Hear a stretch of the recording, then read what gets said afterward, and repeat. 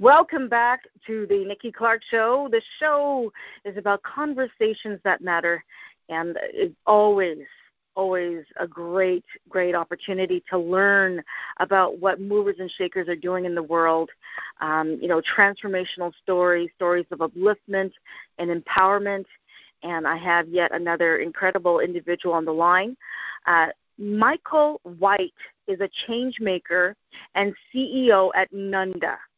Nunda, a boutique coaching company fanatical about creating innovative experiences and providing exclusive transformational programs. Well, that's in complete alignment with our show. Michael, welcome to the show. How are you doing today? Hello. I'm really excited to be here. Thank you for having me. Awesome. Thank you so much. So let's get to it. Michael, tell us, you are a change maker, CEO at Nunda, Nunda. I hope I'm pronouncing it right. Tell us how it's perfect. How you get to that. Awesome. How did you get there? Tell us about your background leading up to what you're doing today. Sure. So this is probably going to sound a lot more simple than what you might be anticipating, but just the realities of life is what brought me here. Right. So if you kind of break it down into a quad, if you think along the lines of, let's say, management, leadership, we've all had managers, we've all had supervisors. We know the difference between those that really support us and that sort of empower us and teach us, and they're the stories that we tell 30 years in the future. And we know the ones that cause us to say, forget this, throw down our hat and leave. And quit and go find another company, right? So part of it was in experiencing different ways that people lead and understanding that I've had, the best moments in my life came from, whether it's great teachers or great managers that I've had. So it's really, really important to be able to have honest, authentic conversations with leaders, just like teachers are sort of teaching the future. That's one part of it. So my experiences being on the other side of that was just like, man, there's got to be a better way, right? But not being afraid to have these conversations. When you look at traditionally trainers that come in or consultants that come in and they're like, we want to work with your leaders and we want to come and we want to work with your people, there's mostly this ear tickling that's going on. It's a tickling of the ears. So we come in and it's a razzle dazzle and everyone's motivated and the trainer is patting themselves on the back because people are engaged, but then that trainer gets on a plane and they take all that institutional knowledge with them and they've made their tens of thousands of dollars, but nothing actually changes with the company, right? So that was another thing. And I'm just like, we have got to do better. The other side of it is parenting, right? So much like leadership and much like training, parenting, I'm not really sure at what point the world kind of started moving in this direction, but everything has become about how do we make parenting as convenient as possible, right? So there's apps and there's, toys, and toys aren't even toys anymore. Toys are now supposed to do the job of teachers, where you can't just have fun, you have to learn something, which is just, I don't know how we would feel to grow up in a world like that, right? But here we are creating this world for our kids, and we're moving towards automation. And yet, even with all of this, and even with everything technology is doing for us, and we're sort of shouting its praises. And listen, I have my laptop open now. I have my phone in my other hand, right? So I'm definitely have an appreciation for technology. However, I'm like, what's about? It's not making parenting any easier. And there are millions, if you look right now, there are still millions and billions of searches done every single day on parenting tips, right? And people being afraid that they're going to screw it all up, and people being worried because they don't know how to reach their children or because they feel guilty. And there's a million social media posts from parents saying things like, I know I should put my phone down. I know I should. I know.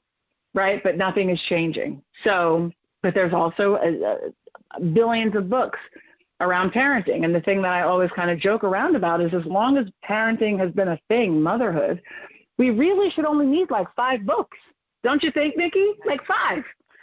Why do we have all of these? It, for sure. Like, we don't need all of these books.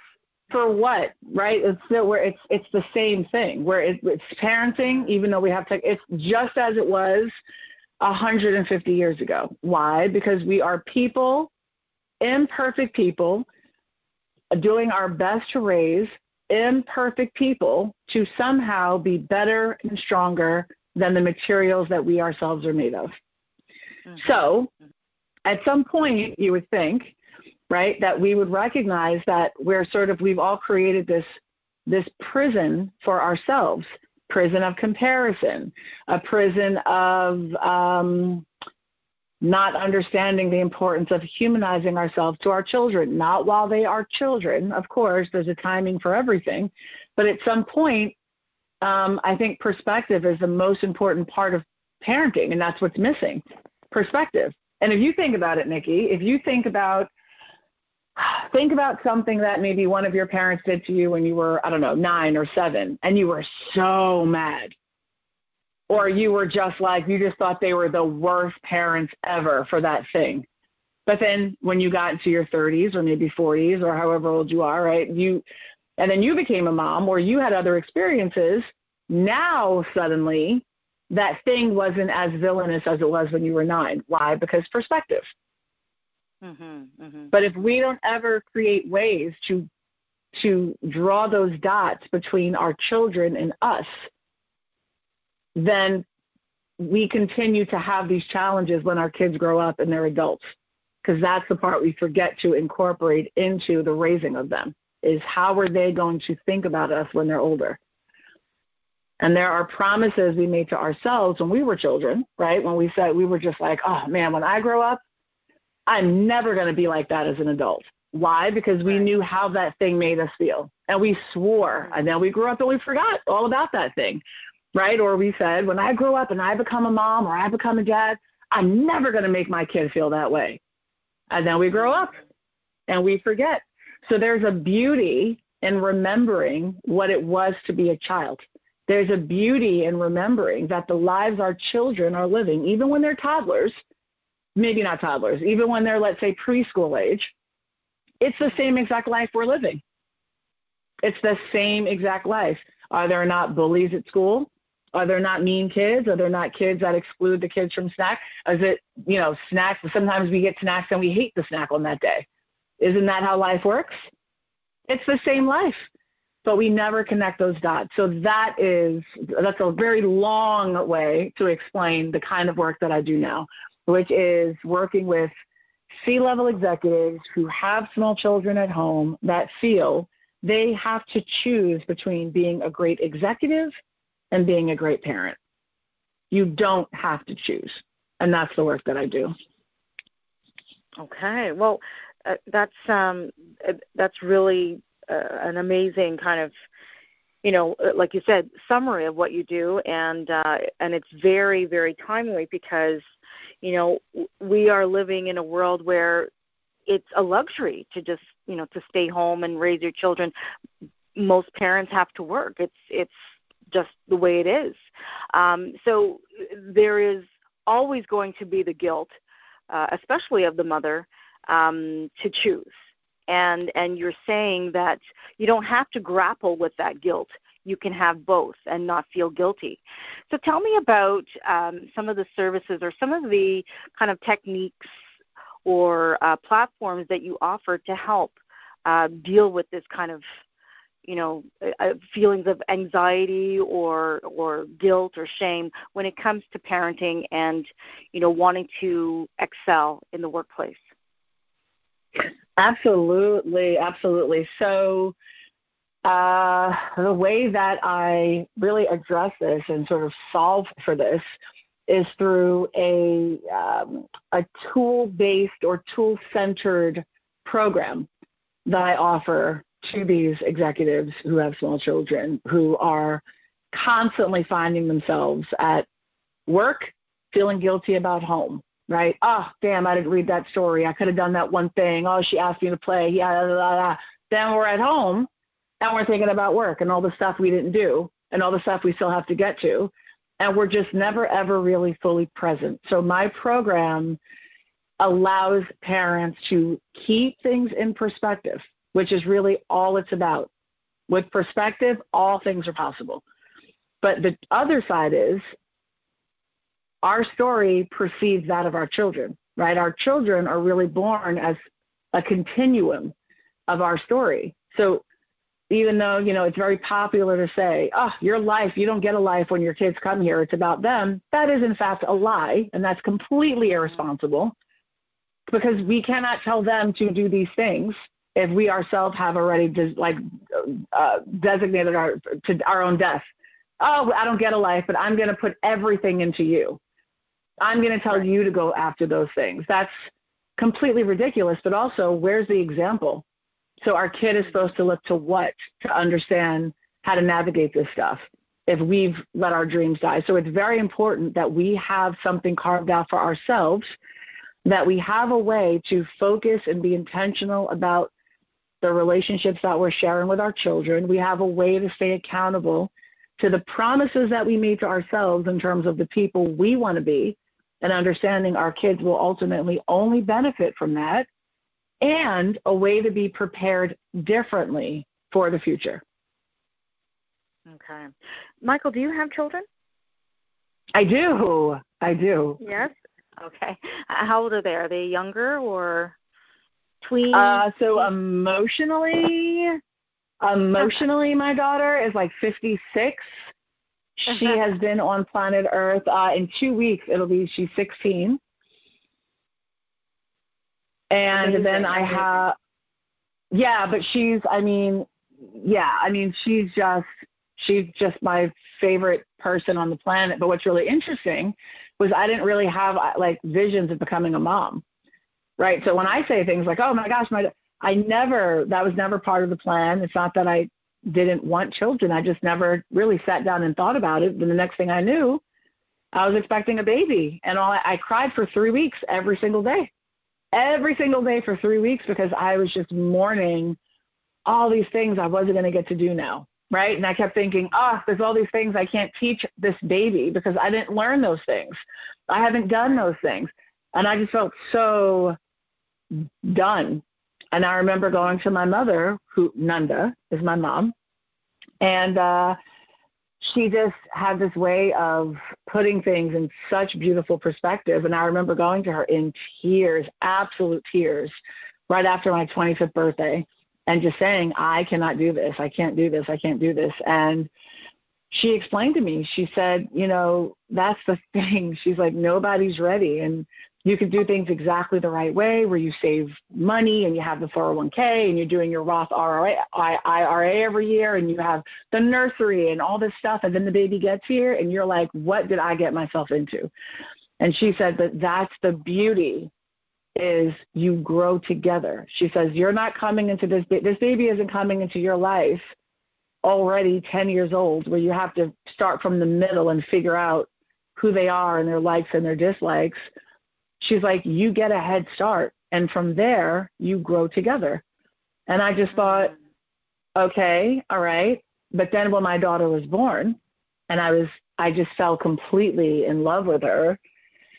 I remember we would have these amazing days together. And the fear that I had about having a child turned into new fear. And I remember watching her sleep this one afternoon after we had this super fun day in the grass, letting bugs run up our arms and stuff, and she was squealing. And I remember watching her sleep and feeling panicked. And I said, oh my God, what if she grows up and none of this matters to her? What if she doesn't remember any of it? What if she hates me? What if she grows up and decides she doesn't love me, or that she blames me for everything? And that thought alone, I felt like I couldn't breathe. And then I went back to what my mother said. And I thought to myself, well, if we're all scared in our own way, but also if nobody's really ever ready, but also, right, I at that point was still sort of navigating the seas of being an adult daughter myself, and sort of the drama of that. So then why don't I just create a way to be honest about all of it, where she's going to have no doubt that we had days like we had today, where I have a way to explain to her what my limitations are so that there's no doubt and I don't need to try to put on airs and pretend like I'm something I'm not and like I could do what I can't. She's coming into my life with the me, but only as much as I've learned in life so far. From here, she I will grow and I will learn, but I need to be honest about who I am today, what I know today, what I don't know today. And then maybe she'll have the opportunity to watch me learn those things. But she will never be able to say that we didn't have days like we had today. She will never be able to say that she doesn't understand when I tell her I tried my best, what best looked like for me. And so that's when I really started designing that program. And that is a huge part of what's behind my relationship with her today, is that, and that's that sense of accountability to all of those things. That's fantastic. So she's been your muse. And oh, my gosh. Yes, she has. You've done so many brilliant things because of her, daily dose of inspiration in your life. And I can hear your passion and just, I could feel the glow, just how much you love your little girl. So tell us, based on, your lived experiences, how has your life been transformed now by pursuing this passion project? What a perfect question, especially now. So I just finished glowing all about my daughter, right? And, we're so great, and, I love her so much. Okay, so watch this. Watch this. So she's going to be 16. So when she was 11, this was a time in my life. I had this huge project at work. I was pulling probably, 14-hour days, maybe like a little longer with the commute. So I was getting home like late and I was just exhausted. So for 2 weeks, every day, it was just everything was about this project. So finally, I'm coming home on a Friday and I am so excited. This is the first weekend I get to sleep in. Like, you know how you hit the bed, you just want to cry because you're just so overjoyed, like, and I get to sleep in late and you're just like weepy because you're so happy. Okay, so I needed to set that stage for you to understand what happened next. So everyone knew this was my Saturday to wake up late. So imagine my surprise when about, 2:45 that morning, my child comes in the room, shakes me awake, turns on my lamp on my side table, and is like, get up. I need you to get up. We have to talk. And I was like, what? And I sit up and I'm like, huh? And I'm looking and I'm like, she's not bleeding. And I'm trying to smell and I'm like, is the house on fire? And I'm like, wait, why is she so calm? Mm-hmm. And why is she waking me up right now? So I'm trying to I'm not really understanding. She looks completely unbothered, like so confident that it almost took my breath away because I'm like, whatever she came in here to do, she means it. So what's going on? Yeah. So she's like, we need to talk. So now I feel myself getting angry because now I realize, hold up, she came into my room at 3:00 in the morning for what could have waited. So I'm like, what could not have waited until 11:00 in the morning, Bryce? And I'm trying to control this flame of anger that's flickering inside of me. And I was like, I'm a herder. Why did she wake me up? So she goes unbothered, and she sees I'm trying to control my rage. So I had this walk-in closet, and I had a chair in the closet, and she moves the chair over so that she's directly in front of me, like eye level, sits down, leans back, and is like, are you up yet? We have to talk. Are you up? And so now the fury is now it's a fire. But I'm like, if I explode, this is not going to be good. So let me still. So I'm like, talk about what, Bryce? She goes, well, talk about how you've been dropping the ball. I said, excuse me? Excuse me? And she's like, yeah, you've been dropping the ball. So everything in me, at that moment, I was furious. I was hurt. I wanted to tell her what an ungrateful little girl she was. And she's like, all you do is work all the time. Now I'm pissed. I'm like, all I do is work. What do you think pays for this life? What do you think pays for these trips? Remember that trip I took you on? And she's unflustered. And she's just like, yep, I remember. Do you remember what happened when we got back? And I was like, no, what happened? She's like, it was the same thing. You were working. She's like, and for someone that claims technology is doing all these things to families, you are certainly on your phone all the time. And I was like, what? And so then I'm just like, everything, and I'm trying to stay controlled, but I'm like, oh my gosh, I'm so hurt, these things I'm hearing, right? So then I'm like, why are you saying this to me right now? Why are you, like, what are you doing? What are you doing? And she looks me right in my face and she said, you've always made it clear the kind of mother you want to be. And so when you're not being that, who else is going to tell you? Mm-hmm.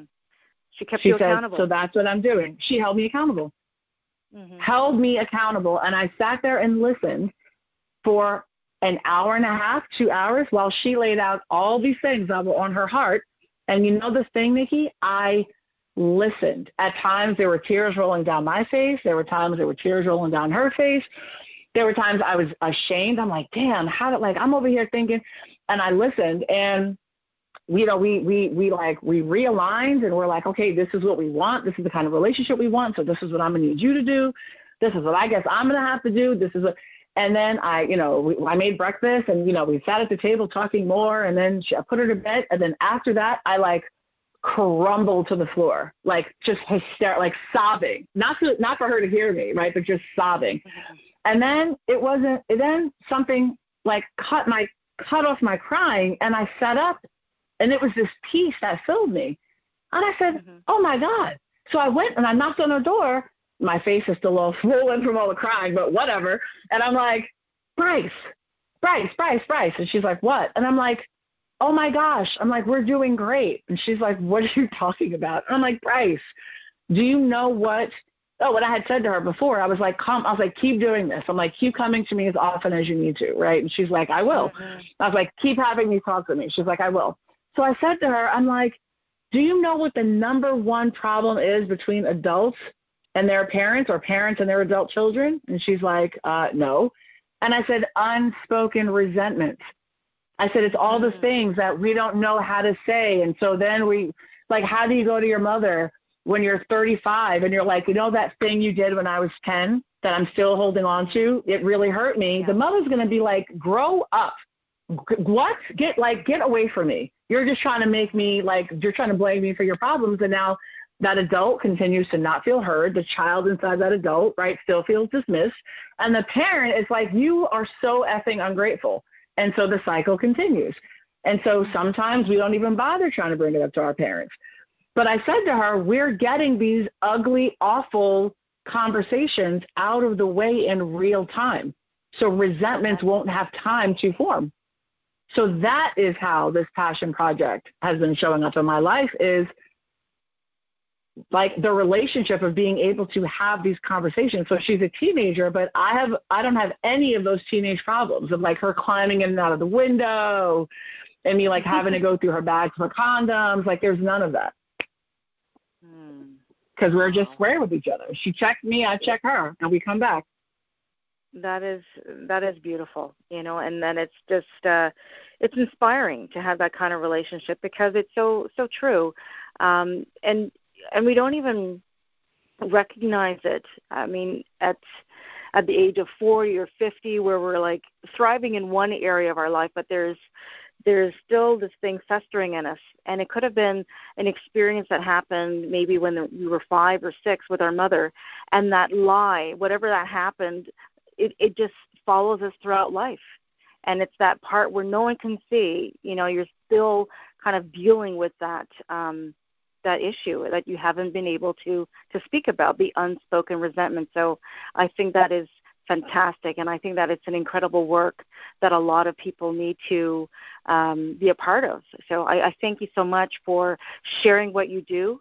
Extremely outstanding work, and I would love for us to know how to connect with you on social media. How do we do that?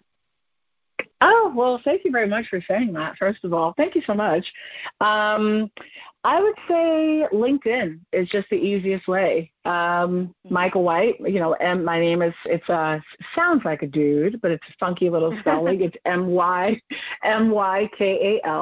and then White like the color. And that's it. I don't think there are too many Black women named Michael White on there, so you guys will find me. But I would say LinkedIn, reach out. A lot of people at this point, they are scheduling legacy blueprint design calls with me to really sort of like have them think through, some of those promises they did make to themselves and like who are the people that they want to be. Really parenting is secondary to all of those things. It's about us as people first, and then our kids benefit. Does that make sense? So it's focusing on that. Absolutely. Yeah. Mm-hmm. Okay. Michael, again, thank you so much for your time. Really appreciate, you sharing candidly your journey, the relationship with your mom, your daughter. She sounds just amazing. Love to meet her one day. And all that you're doing. Congratulations on that. So you've been listening to the Nikki Clark Show. Oh, you're welcome, with the very amazing Michael White, who is the CEO of Nunda. So please reach out to her on social media, connect. Recreate your story, recreate your legacy, and enjoy the journey. So have a blessed day, stay safe, and looking forward to connecting again. Thank you very much. You too. Bye for now. Bye.